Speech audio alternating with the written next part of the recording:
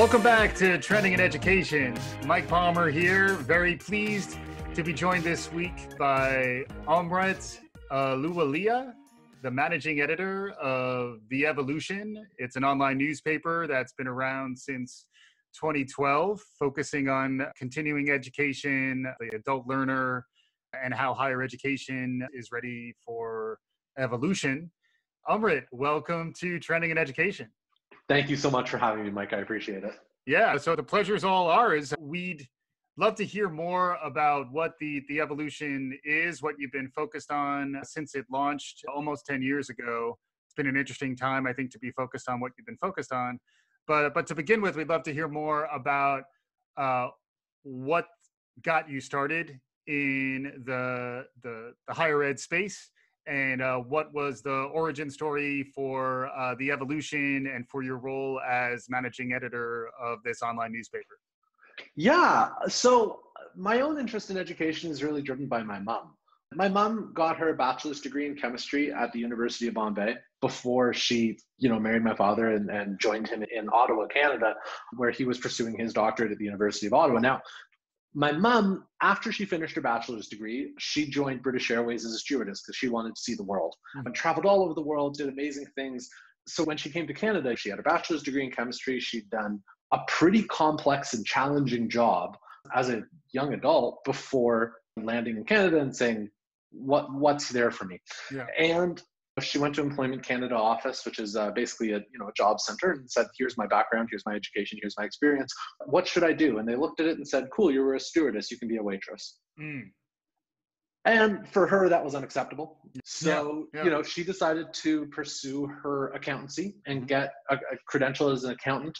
And that was what I grew up with, was my mom constantly pursuing ongoing education and lifelong learning as a way to improve her life, improve the life for our family. She wound up basically rising through the ranks at Canada's version of the IRS. She became a very professional, very talented corporate accountant.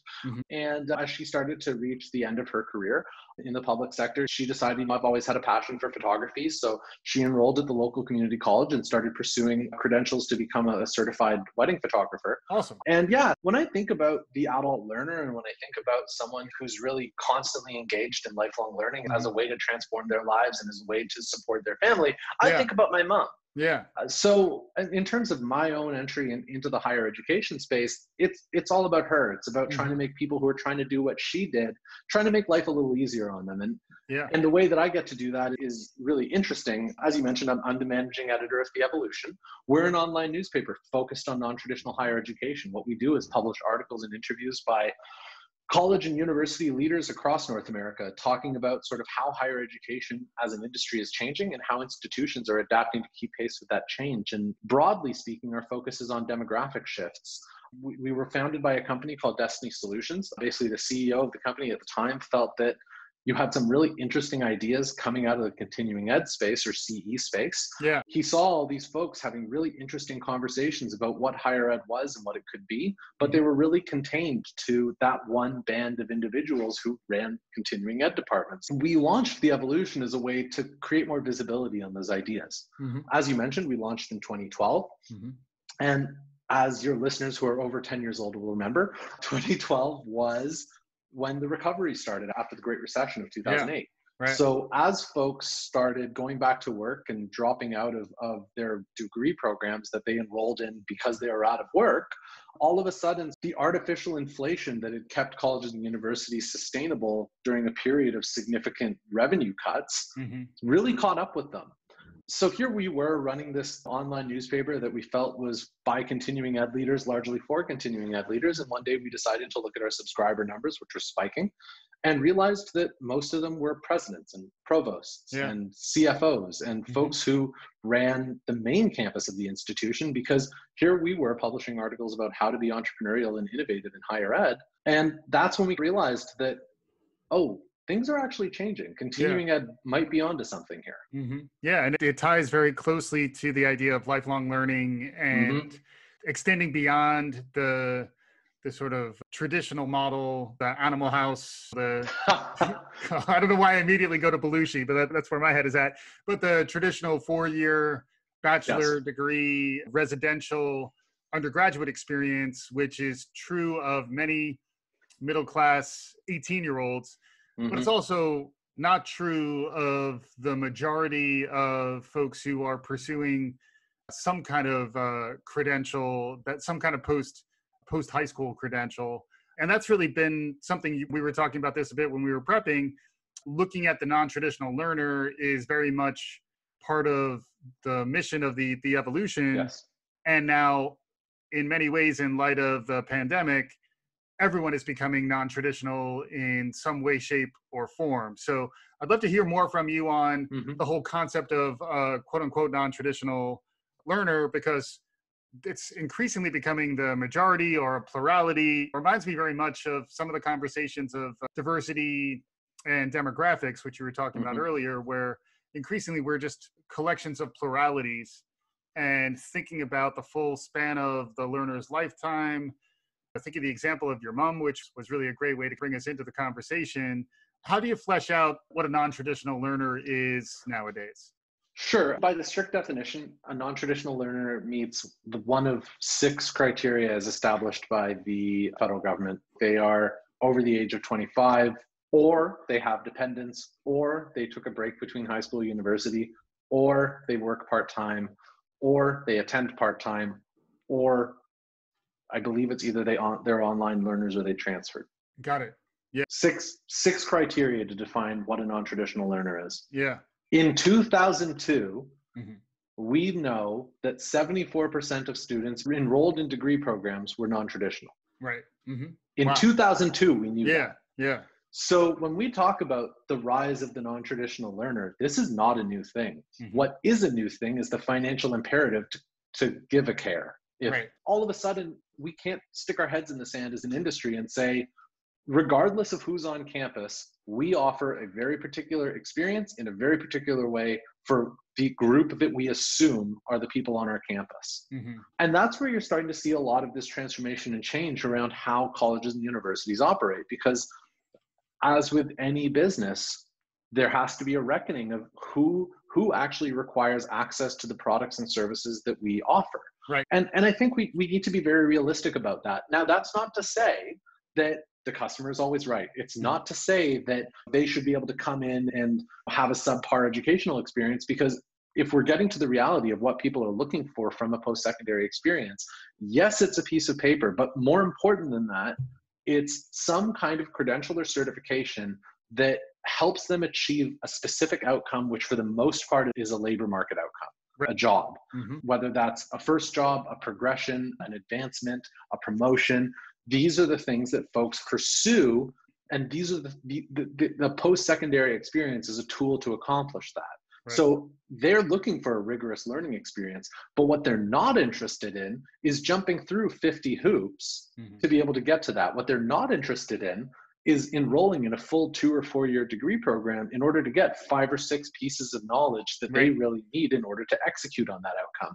So when we think about how is higher education evolving, what happens when we consider the student as a customer, it's how do we start to look at the array of expertise and the array of courses and knowledge that we, the institution, are able to share and create more access points to those pieces of information? How do we create more opportunities for just-in-time learning? How do we create credentials that are more representative of the outcomes that individuals want to achieve?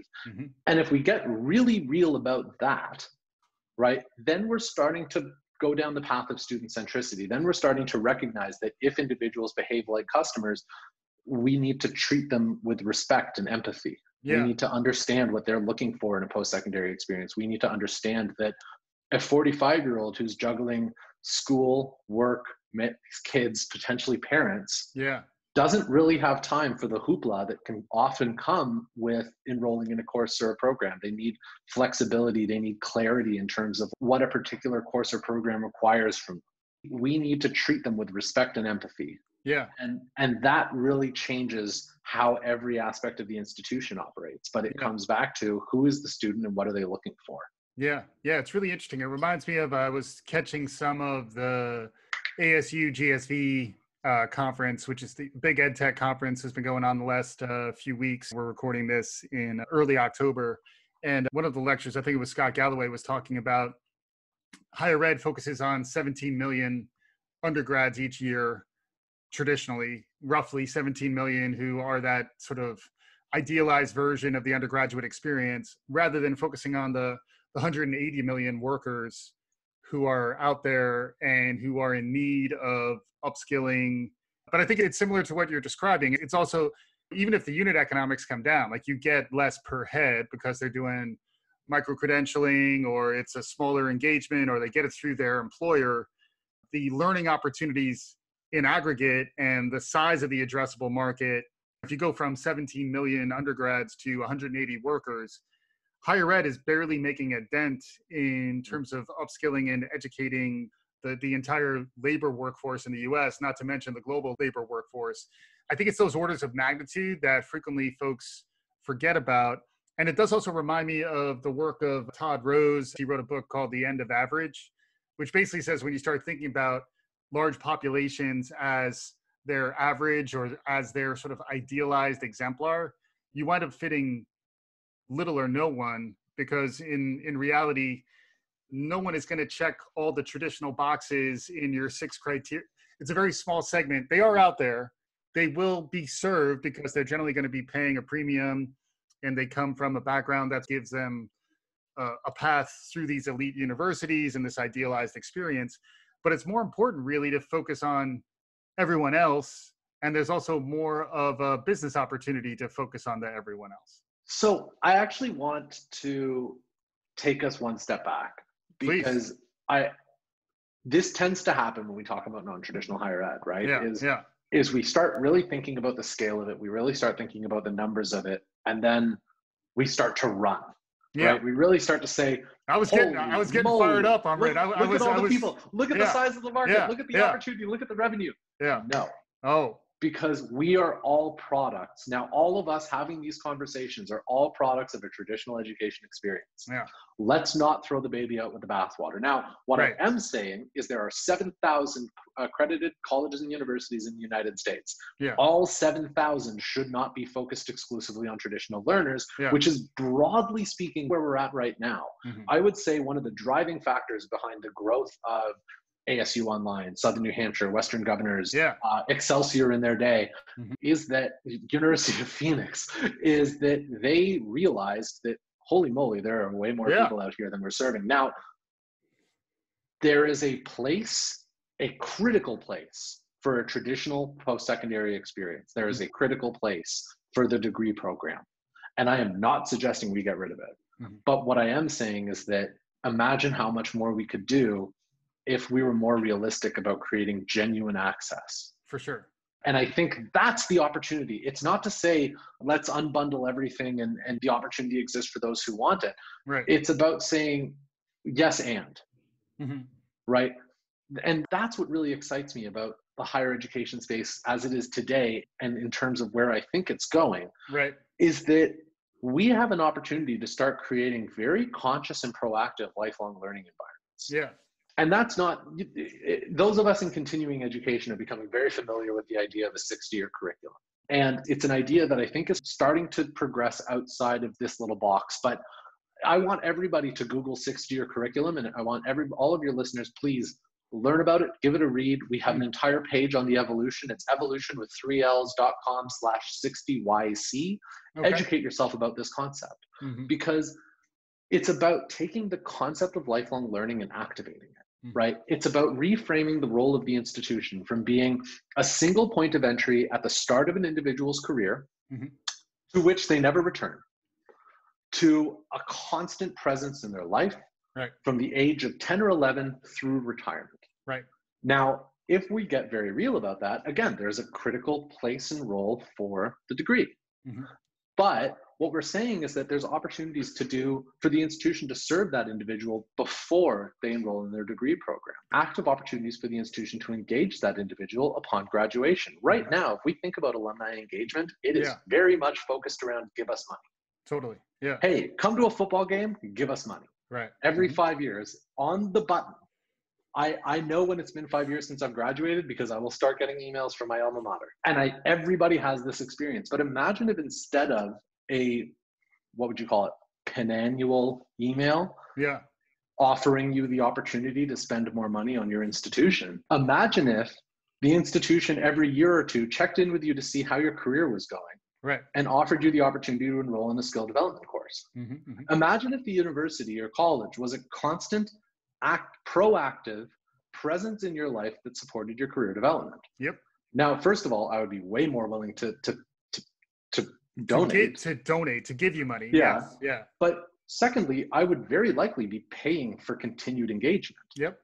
And the thing is, that's, I think, where colleges and universities need to start thinking more business, because Amazon isn't happy with someone buying a set of rubber bands and then never returning to the webpage. I get emails from places that I've bought shoes from, Sure. places that I've bought any kitchen items, any number of things. Right. Why are we as institutions not comfortable with the idea that people are lifelong learners, and we, the institution, are providers of learning products? Yeah, no, I'm with you. And just my point, I think, as I was getting excited to start running into this, is that for some higher ed institutions, they have the benefit of these large endowments and the resilience of a brand and an elite status.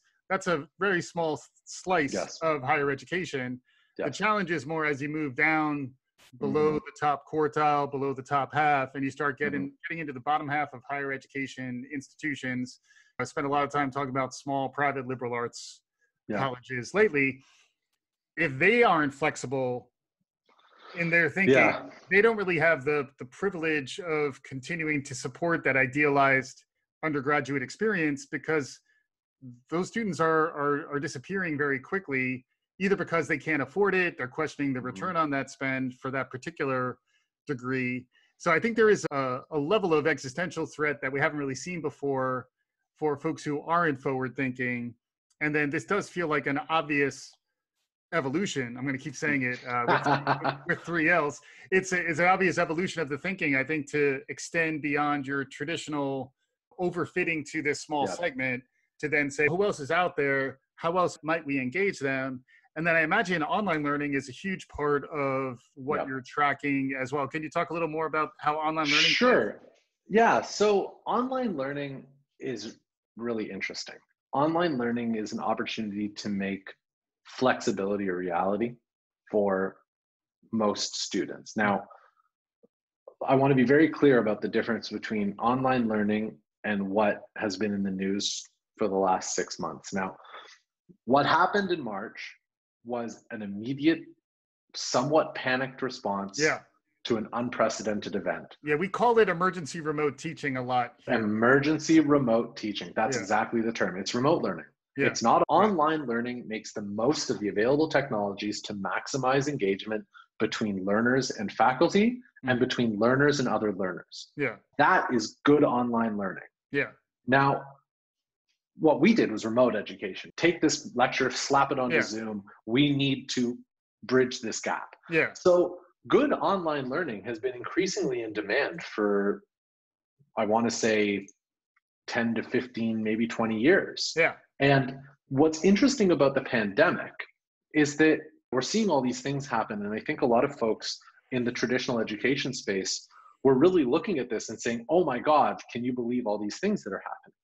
And I think anyone in the continuing ed space would say, yeah, because these are all the things that we've been working towards for 20 years. Right. We, the institution in this environment, need to be able to deliver course offerings and services in a way that's flexible and meets the needs of learners where they are at a point in time. Yeah. This is a long-term trend. It was simply accelerated in the last few months. Right. Now, how we reacted to that was, first of all, incredible. And huge kudos to every single person in the post-secondary space, because I think if you asked anyone on any campus, how long would it take for us to move 100% of our courses online? Yeah.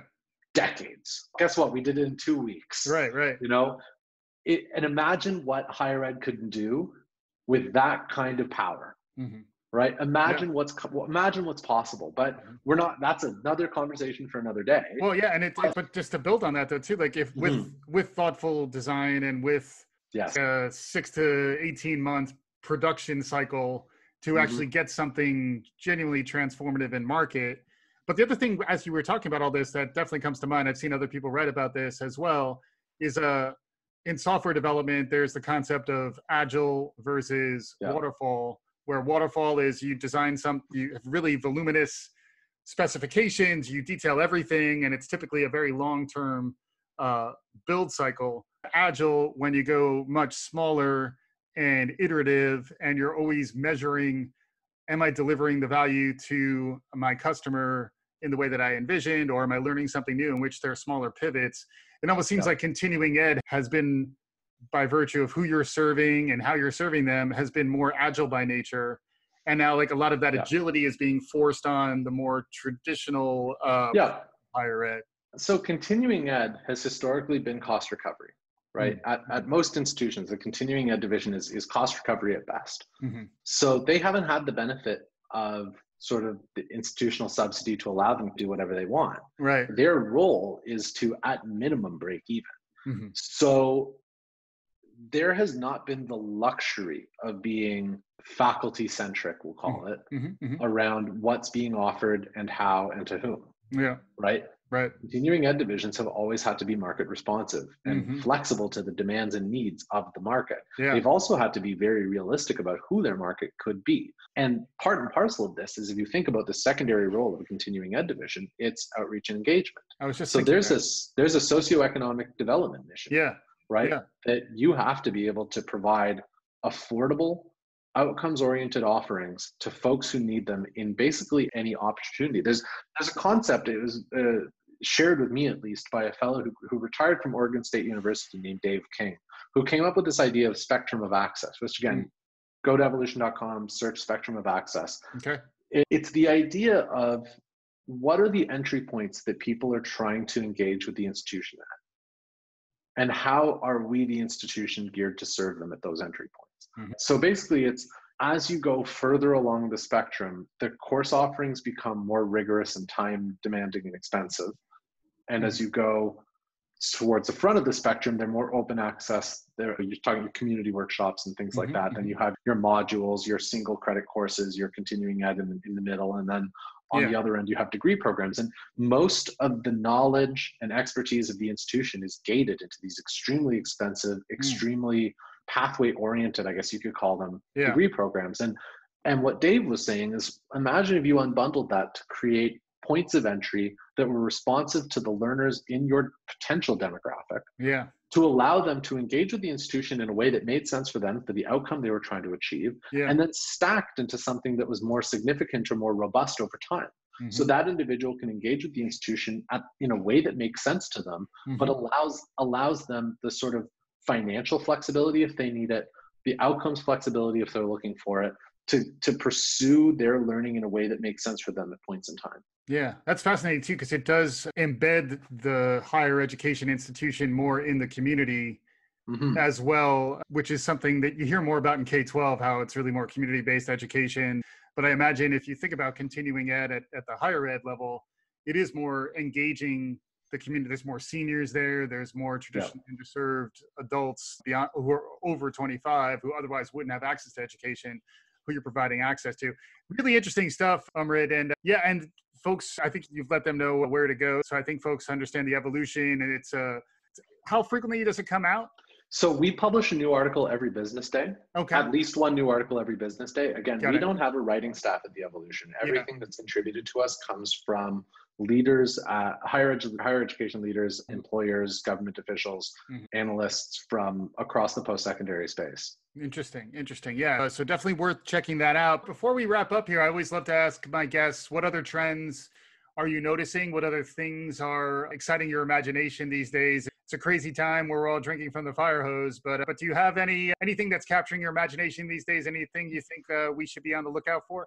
Yes. And I'm sorry, it's not goofy. It's higher ed related. That's fine. But I want folks to take a serious look at the idea of stackability and how it relates to the program set or to the portfolio of offerings at their institution. So stackability is the concept of basically how credentials can build upon each other to create more robust credentials over time. And everyone understands the idea of stackability, but what I want to raise a flag about is credentialing definitions, right? Because I think a lot of people right now in our space are panicking. And we're spinning out non-credit certificates left and right as a way to basically generate short-term revenue, because right now is really scary. Yep. The problem here is that non-credit credentials aren't accredited, which gives you more flexibility to spin them out and offer them at points in time that make sense. But if they're not done with clear definitions around what the credentials mean, over time, non-credit credentials start to lose value, right? Because what you're doing is flooding the market with something that generated revenue in the short term, but didn't provide the long-term outcome or impact for that individual, and thus cheapens the concept. Yeah. Every institution, every single provost needs to have a serious conversation with their continuing ed leader about what different kinds of non-credit credentials mean. So have a clear understanding at the institutional level of what a badge is, of what a certificate is, of what a certification is, of what a diploma is, and apply that to every single faculty at your institution.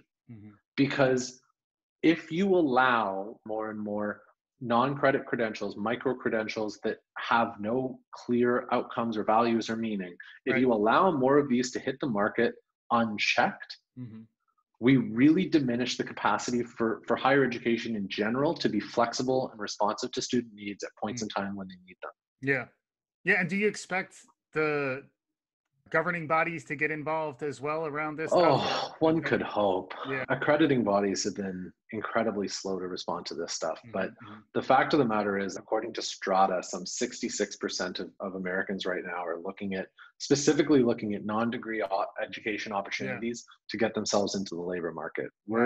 When you look at the growth of boot camps, when you look at the growth of MOOCs, when you look at the growth of basically every non-traditional approach to education there is, that's when you start to realize that this is not so much a flash in the pan as really a new reality. And getting back to this idea of student centricity, we have to be realistic about who's demanding what from whom.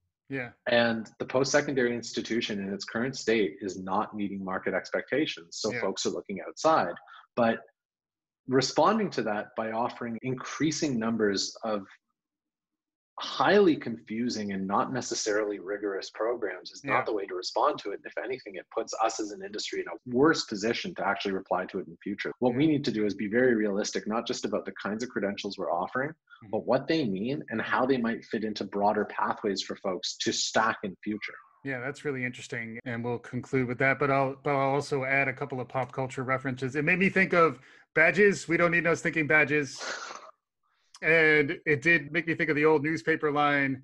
I wouldn't wrap my fish in that particular newspaper, so I wouldn't wrap my fish in that low quality certificate. So I couldn't help but gravitate to some pop culture just to make it entertaining. Amrit Ahluwalia, thank you for joining us, the managing editor of the EvoLLution. Thanks for your time. Very much appreciate it. And for our listeners, thanks as always for listening. This is Trending in Education. If you like what you're hearing, tell a friend, write a review, share us, love us. We'll be back again soon. Thanks as always for listening.